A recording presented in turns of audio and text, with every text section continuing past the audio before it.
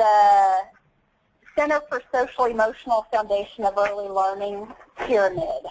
And most of you have probably at least seen this or somewhat familiar with it, but it's really a conceptual framework of evidence-based practices that looks at how do we best support young children and families.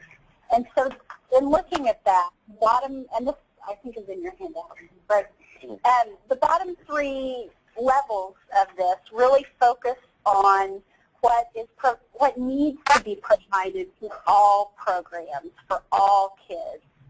The green in the middle is what do we do for some of the kids, and then what do we do for the top of the pyramid for that smaller percentage of kids who really need that intensive intervention. And so it starts with that effective workplace, and like Eric said earlier, that's going to be kind of our common thread through all of the principles that we talk about later, and then moves on into the nurturing, responsive relationships, the high-quality supportive environments that we know young children and their families need.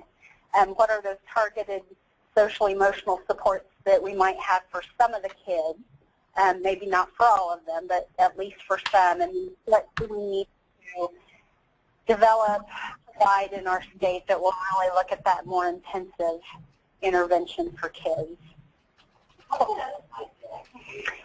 That's okay.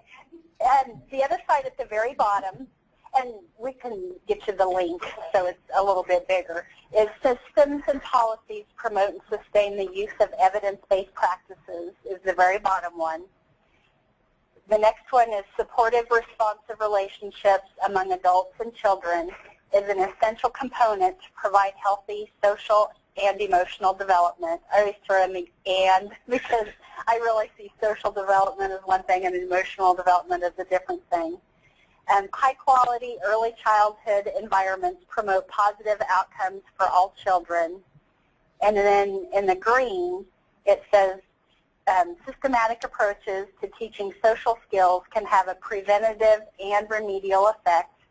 And then at the top, assessment-based intervention that results in individualized behavior support. And maybe something else after that. Mine gets kind of blurry as well. Other questions about that? So in looking at this pyramid, it moves us right into kind of the model that we've been discussing, and Eric is going to review that. Yeah, so I think the principles and evidence-based practice as well as the pyramid model we should keep in mind as we're thinking of services that we're going to include in the state planning unit. So this is how I'm going to be categorizing in my mind some of the services that we're going to be looking at, and then also as we do a survey of what's currently available, because I want to make sure that we don't miss things in those boxes. And some of the boxes, so on the left-hand side, we're looking at prenatal to 5, and at some instances we may be going prenatal to age 8 since it's Medicaid, and then versus school age. And so we know some of these boxes are to be filled in. We have services available, but what we're trying to do with the state plan amendment is identify those areas where we don't have services and define what those are.